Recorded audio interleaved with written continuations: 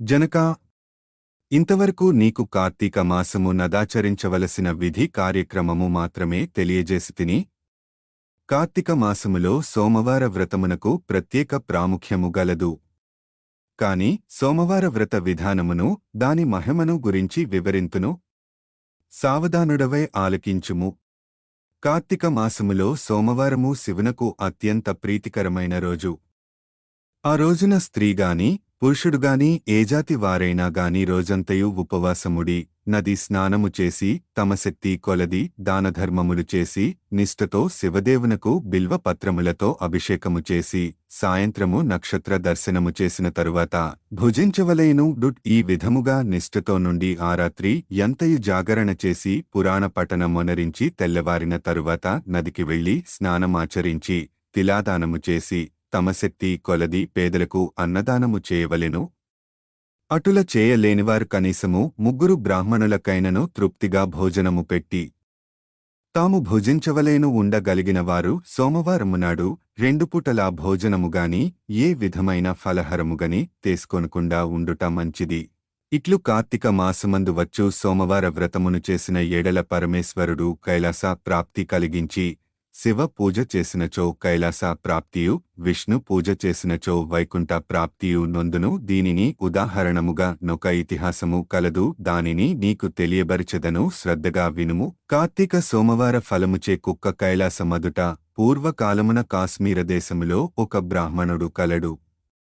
అతడు పురోహిత వృత్తిని చేపట్టి తన కుటుంబమును పోషించుకుంటూ ఉండెను. అతనికి చాలా దినములకు ఒక కుమార్తె కలిగెను. ఆమె పేరు స్వాతంత్ర నిష్ఠురి తండ్రి.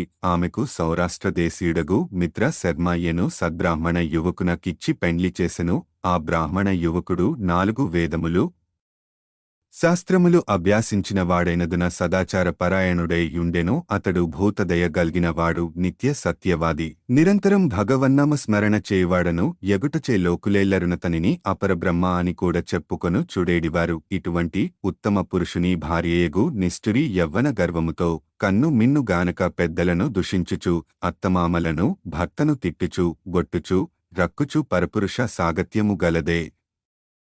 వ్యభిచారిణియే తన ప్రియులు తెచ్చిన తినుబండారములు, బట్టలు పువ్వులు ధరించుచు దుష్టురాలై తిరుగుచుండగా వంశమునకు అప్రతిష్ట తెచ్చుచున్నదని అత్తమామలు ఆమెను తమ ఇంటి నుండి వెడలగొట్టిరి.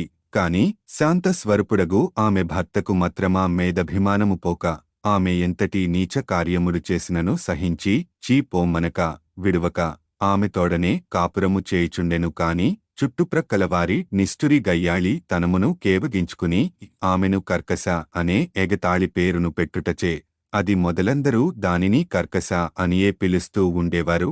ఇట్లు కొంతకాలము జరిగిన పైన ఆ కర్కశ ఒకనాటి రాత్రి తన భర్త గాఢ నిద్రలోనున్న సమయము చూచి మెల్లగా లేచి, తాళి కట్టిన భర్త ఎన్న విచక్షణగాని దయాదాక్షిణ్యాలుగాని లేక ఒక బండ రాతిని తెచ్చి అతని తలపై గట్టిగా కొట్టినది. వెంటనే ఎతడు చనిపోయెను.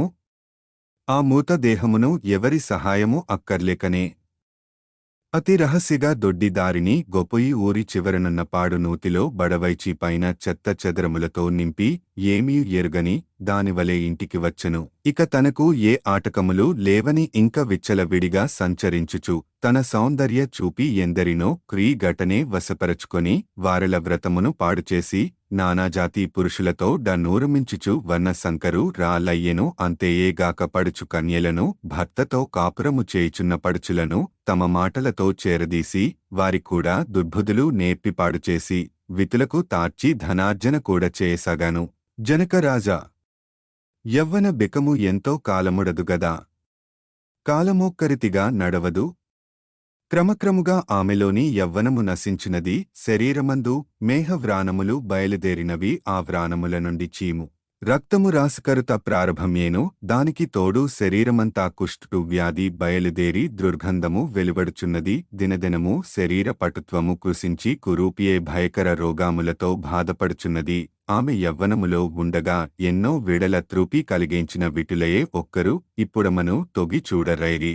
ఆ పరిసర ప్రాంతానికి వెళ్లిన ఎడల తమునే కులేనను పలుకరించునని ఆ విధి మోఘమైనను చుదకుంతిరి కర్కశ ఇటుల నరక బాధలను భావించుచు పురుగులు పడి కొంతకాలమునకు చనిపోయినది బ్రతికి నన్నాళ్లు ఒక్కనాడైన పురాణ శ్రవణమైనను చేయని పాపిష్ఠురలుగదా.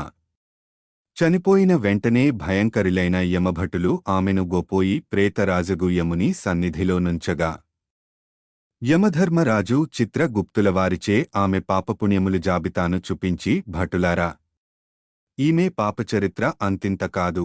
వెంటనే ఈమెను తెస్కువెళ్లి ఎర్రగా కాల్చిన ఇనుప స్తాభామునకు కట్టబెట్టుదు అని ఆజ్ఞాపించెను. విటులతో సుఖిచినద్దులకు గాని యమభట్టులామెను ఎర్రగా కాల్చిన ఇనుప స్తాభామును కౌగాలిచుకోమని చెప్పి భర్తను బండ రాతిలో కొట్టి చంపినందుకుగాను ఇనుప గదలతో కొట్టిరి. పతివ్రతలను వ్యభిచారిణీలుగా చేసినందుకు సలసల కరిగిన నూనెలో పదవేసిరి. తల్లిదండ్రులకు అత్తమామలకు యపకీర్తి తేచినందుకు సీసము కరిగించి నోటిలోనూ చెవిలోనూ పోసి ఇనుపకడ్డిలు కాల్చి వాతలు పెట్టిరి. తుదకు కుబిపాకమును నరకములో వేయగా అందు ఇనుప ముక్కలు గల కాకులు, విషసర్పాలు, తేళ్లు, జెర్రులు కుట్టినవి. ఆమె చేసిన పాపములకు ఈటు 7 తరాలవాళ్లు అటు 7 తరాలవాళ్లు నరక బాధలు పడుచుండిరి. ఈ ప్రకారముగా నరక బాధలననుభవించి కడకు కాళింగదేశమున కుక్క జన్మమెత్తి ఆకలిబాడ పడలేక ఈలిలు తిరుగుచుండగా కర్రతో కొట్టువారు కొట్టుచు తిట్టువారు తిట్టుచు తరుమువారు తరుముచుడిరి. ఇట్లుండగా ఒకానొక శ్రోత్రియ బ్రాహ్మణుడు కార్తీక సోమవార వ్రతమాచరించి ఉపవసముడి సాయత్రము నక్షత్ర దర్శనము చేసి బలియన్నము నరుగుపై పెట్టి కళ్ళు చేతులు కడుగు కొనుటకై లోనికేగిన సమయమున ఈ కుక్క వచ్చి ఆ బలియన్నము తినెను. వ్రత నిష్ఠ గరిష్ఠుడైన ఆ విప్రుని పూజాధానముచే జరిపించిన బలియన్నమగుటచే తను ఆ రోజు కార్తీక మాస సోమవరమగుట వలనను కుక్క ఆ రోజంతాయు ఉపవాసముతో ఉండుటవలనను శివ పూజ పవిత్ర స్థానమిన ఆ ఎంత దొరికిన ప్రసాదము తినుటవలనను ఆ సునకమునకు జన్మతారజ్ఞానముద్భవించెను.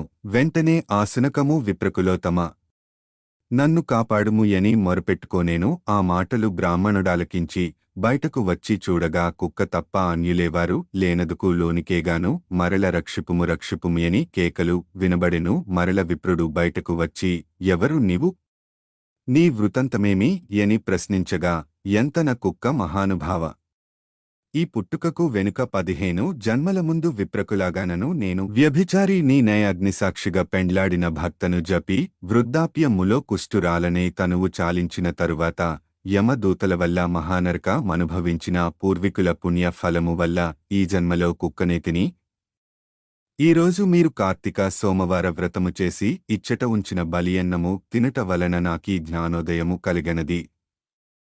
కావున ఓ విప్రోత్తమ, నాకు మహోపకారంగా మీరు చేసిన కార్తీక సోమవార వ్రత ఫలమొకటి ఇచ్చి నాకు మోక్షము కలిగించమని ప్రార్థించుచున్నాని అని వేడుకొనగా కార్తీక సోమవార వ్రతములో చాలా మహాత్యమున్నదని గ్రహించి ఆ బ్రాహ్మణుడు ఒక సోమవారం నాటి ఫలమును ఆమెకు ధారబోయగా వెంటనే ఒక పుష్పక విమానము అక్కడకు వచ్చెను. ఆమె అందరికీ వందనము చేసి అక్కడి వారందరూ చూచుచుండగానే యా విమాన మెక్కి శివ సాన్నిధ్యమున కేగెను. వింటివా జనక మహారాజా, కావున ఈ కార్తీక సోమవార వ్రతమాచరించి శివ సాన్నిధ్యమును పొందుమని వశిష్ఠునకు హితబోధ చేసి ఇంకను ఇట్లు చెప్పదొడగిరి.